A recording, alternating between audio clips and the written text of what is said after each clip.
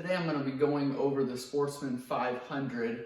This is a 2003 model, so there'll be several different years that this will cover. We're going to do a service on it. I'm going to do a review. I'm going to show you a couple different parts that fail on this, a couple things we like, a couple things we don't like. We're going to go over this complete four-wheeler, and I'm just going to show you how to service it throughout this video. So if you just want to know how to service it, check my channel. We will edit a video on just the service part of it. If you just want to get a review, we'll have a video on that, as well as carb clean. We rebuild clutches. We get into the front end, deal with the demand drive, the Hillard clutches. We pull clutches, replace belts, replace CV boots, replace U-joints. So check those videos out on my channel, but this one's just going to be a service video as well as a review on this four-wheeler.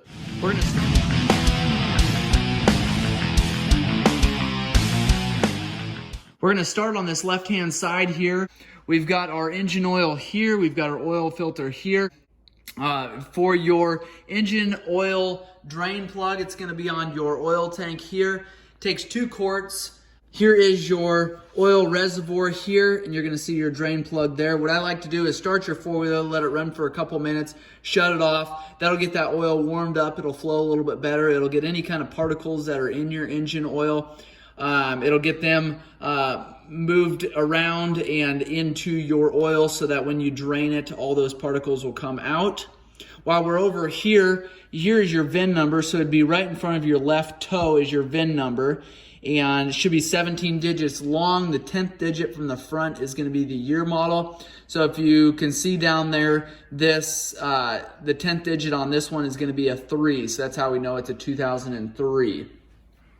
So once we've drained your engine oil completely, we've changed your oil filter, we will put drain plug back in. We'll go ahead and fill this up, put 2 quarts in, run it, and then you want to check it to make sure you're at the right level there. Going around front here, we've got our Hillard drive system, and what that is your all-wheel drive system in here. There's a Hillard clutch as well as some bearings in this hub here. And to drain that, you grab an Allen wrench there and loosen that up. It's going to take a while to drain. They suggest you change that oil ever so often, but it's not as often as you would change your engine oil.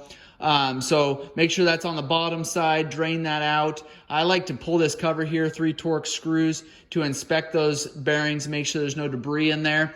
They're fairly easy to swap out. We'll have a separate video on that, replacing those Hillard clutches.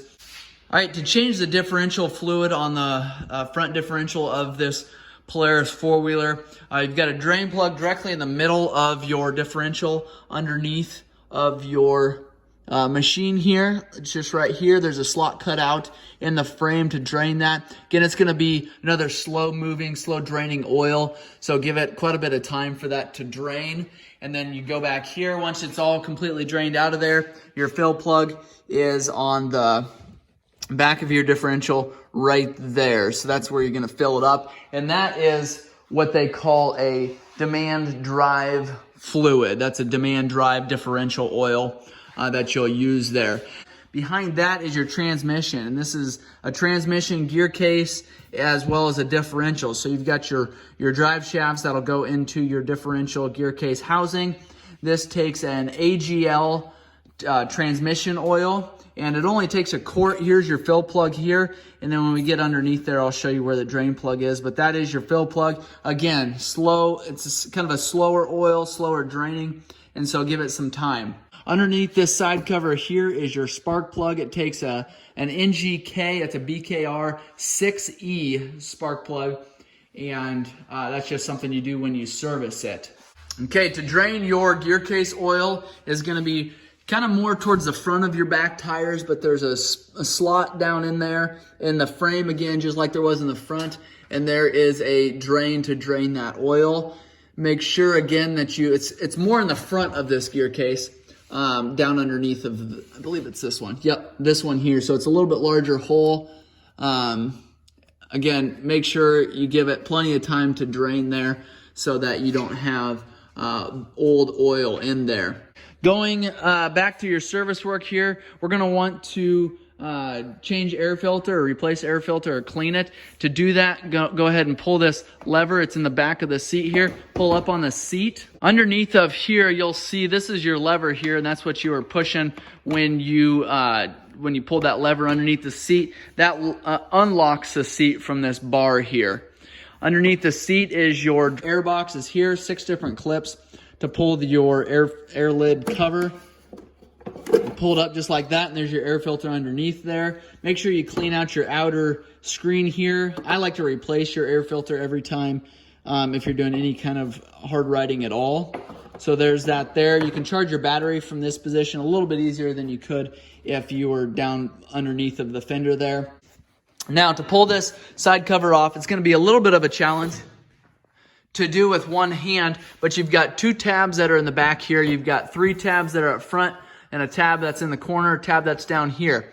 A lot of times what I'll do is I'll just take and grab these and pull these off just like that. And a lot of times they'll unsnap up here. Sometimes they'll unsnap down here. But just kind of get it out from behind the fender there so that your back is free. And then I just, a lot of times will just take and lift up on the back. That'll slide it off just like that.